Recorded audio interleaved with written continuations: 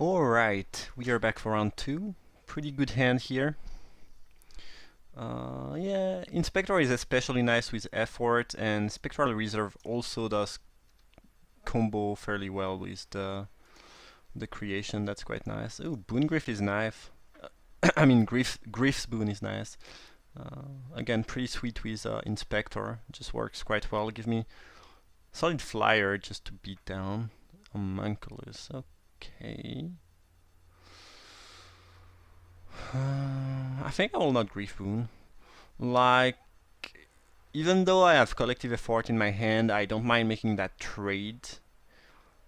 I think I'm in a spot where, because of I want to be able to cast a bunch of creature, if possible, the Spectral Reserve, and then collective effort.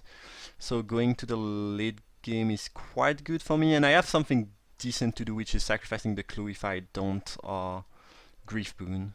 So I think it's a fine move to make. Now I might want a Grief Boon plus tap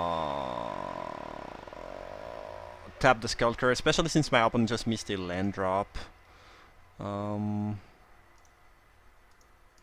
Yeah, I mean, you know, playing Grief Boon right here doesn't cost me much in general. I like drawing a land instead of the press for answer.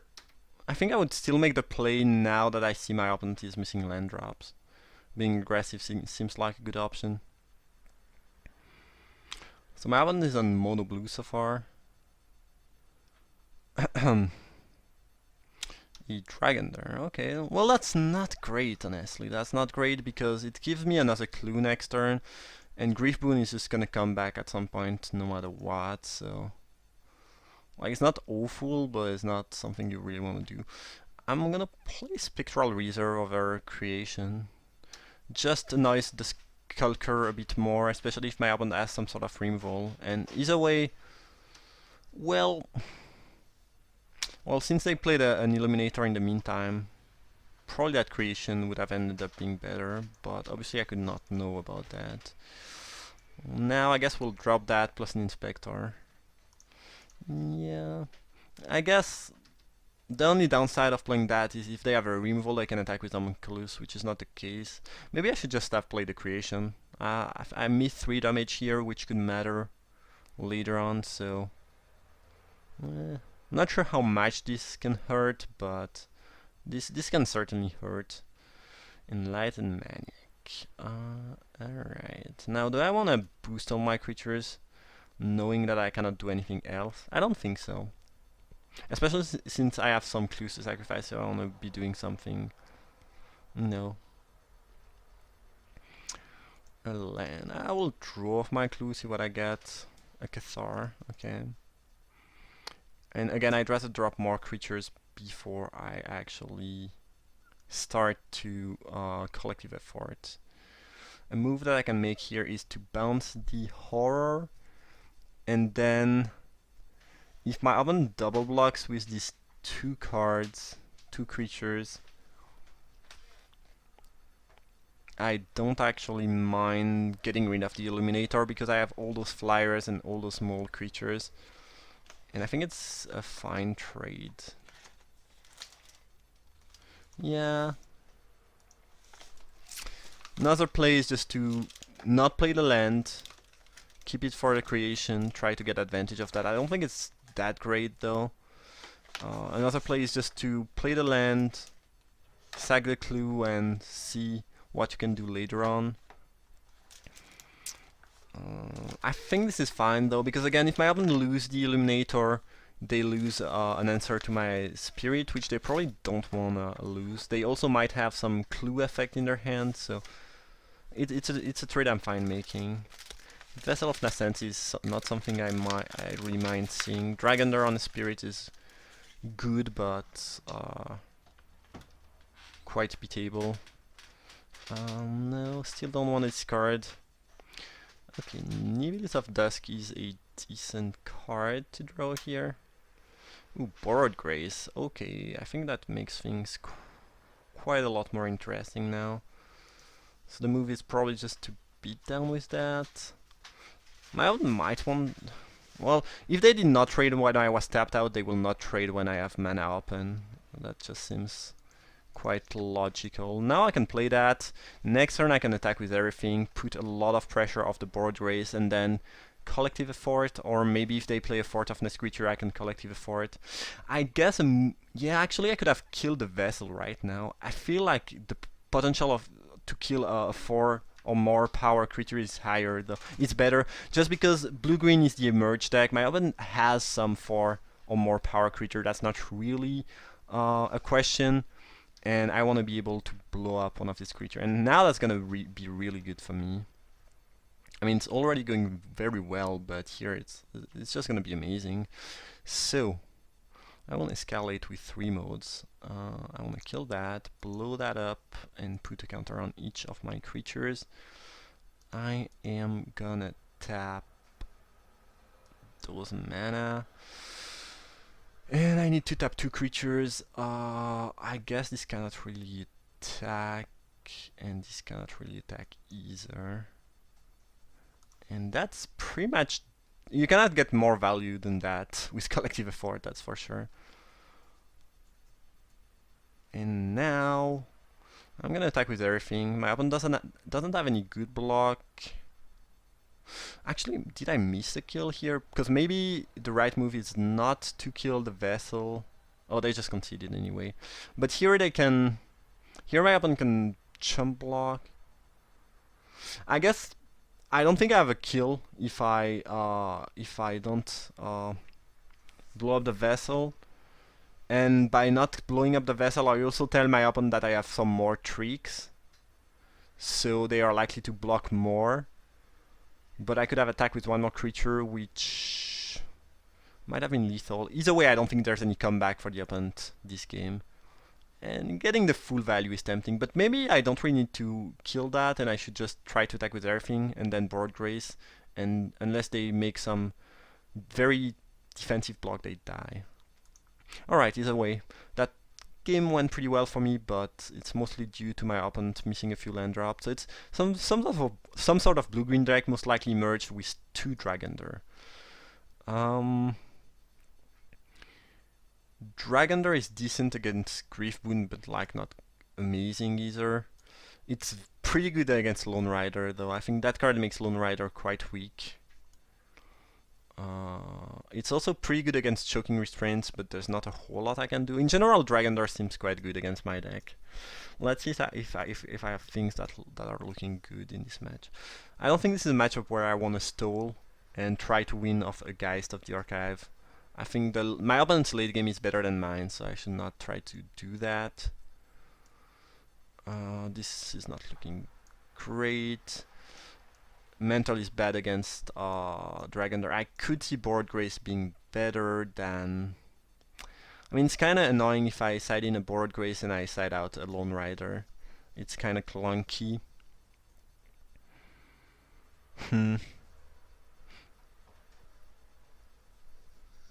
Yeah, Lone Rider is really kind of clunky against 2 Dragonder. This is not looking like a very good matchup for me in general. I do have a fair amount of removal for big creatures though. Dragonder is annoying. Dragonder is a nuisance. I think I will stay like that for now. Even though I'm not a huge fan of the Rider against Dragonders. Oh well.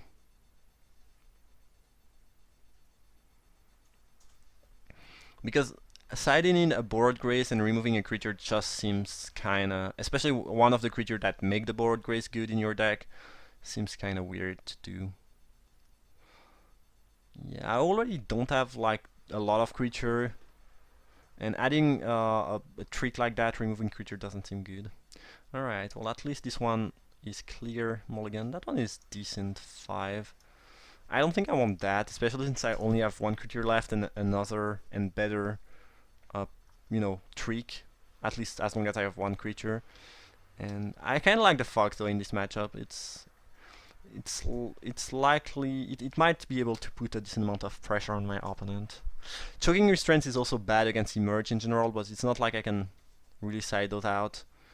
But I should keep them and use them only if my opponent has emerge a big creature. Like using choking restraints on a cheap creature earlier on just doesn't seem very good to do here. Okay, well I guess that simplifies the choice for them, but it's probably not what they wanted, unless they don't have any land. But I guess they have one forest in hand, which they just played, so now I have no information. Dragonder is fine. Actually, it does buy my opponent a bit of time, but I'd rather have them use their Dragonder right now. And you know, using Dragonder on a creature that costs less than 3 is not really efficient. It's decent, but it's like if you have nothing else to do, it's decent, but it's not something you really want to do. And then it might mean that my other creatures are more likely to flip. Oh, they have Mockery of Nature too. Yeah, Choking Restraints is going to be awful in this matchup, I can tell you that much. They picked an Emissary. I'm not sure if you saw that. The 1/1 for 3 that gives you more card. This game is not going very well so far, and my deck seems very weak against the open deck. I got quite lucky to win game 1, I would assume. This just doesn't feel like a good matchup at all for my deck. But who knows? Might be able to do things. Yeah, Foul Emissary is such a problem here. Like, it's the last thing you want to Choking Restraints, the last thing you want to go missing. Tangleclaw Werewolf, okay. I'd rather see that than an Emerge creature. I think I'll get destroyed that game though. Courageous Outrider. I think I'll attack. I don't really mind getting that out of the board because of the potential Emerge creature. They block, interesting. I think I'll save my Fox then, or at least try to. They might have a trick here. I think it's fine making that move though. I think keeping the Fox is decent, and I still have the Outrider play. And now you know what I'm gonna try to do is basically, oh, 2 human, nice. I'll pick the Paladin, even though, well, Kethor plus one of these 2 spells might be fine at some point, but I don't think it's gonna be necessary. And basically my game plan at that point is to, you know, I have 6 power on the battlefield. My opponent is at 17. I just want to, you know, slow them down with Press for Answer, Choking Restraint, Gone Missing, and hopefully tempo them out before they start playing some really big creatures and annoying stuff. But we'll see. So they have a Tangleclaw Werewolf in their hand, which I don't mind, you know, using Press for Answer or Gone Missing on. It's completely fine. They just dropped it, okay. And a Loam Dryad, which does trade with my Fox, I guess. So now I could do several moves. I could Press for Answer that thing, Collective Effort to just boost my creature and attack. That's the most aggressive play. My opponent has to either chump block or take 8. And then maybe Gone Missing and Press for Answer give me, you know, put my opponent even in a worse spot next turn. It's the most aggressive play, but it might not be the best play. I can also Choking Restraints the Werewolf, tap the Dryad, and attack for 6. I can also play the Paladin and wait. You know, that's a play I can make. I don't think playing the Paladin and waiting is the best option though. I just want my opponent to feel under pressure. Yeah, I think I'll go with the really aggressive play here. My opponent has 4 cards in. I don't know. The fact that this can kill something later on, but I have enough removal. It's hard to tell. Honestly, I could see several lines being good. But regarding this matchup, I think the ability to and the cards in my hand, the ability to get really aggressive and get as much damage as fast as possible is gonna be good. It really depends on what my opponent does here. Worst case scenario, they have a Lash with Lurker. I don't really care about Moondrake though. What's happening? Okay, I just had an issue with my screen, but it's back to normal now. They are attacking with Loam Dryad. Well, that's bold. I would call that move bold. I think I'll go missing now. Why would you attack here? Like, it's so I mean, the way I'm playing really indicates that I have some removals, and you deal 1 damage and go down to 1. Or you can even die if I have a removal plus a pump spell. I don't know.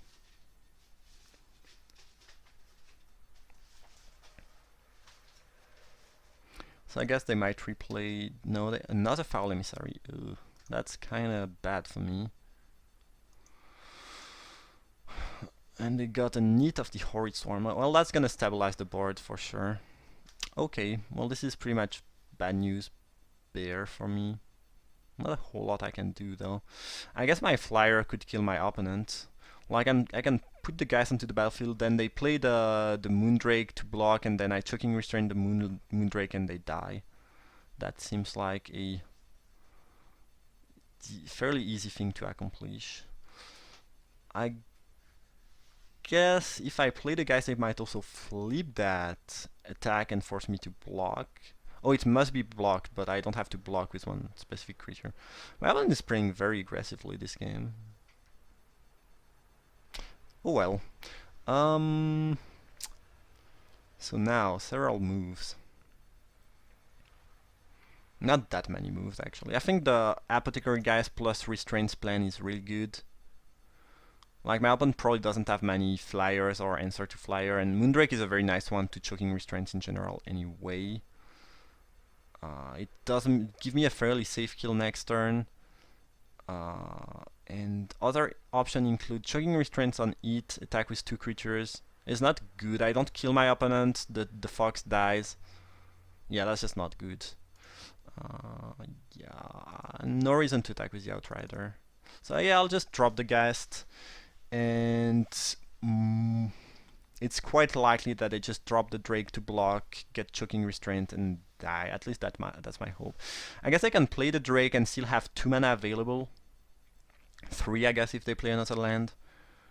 But am I dead actually to the Drake? No. My opponent is far from being able to kill me. But this does. Oh, and actually it does give fly to only 1 creature, not all. I think it should give fly to all creatures.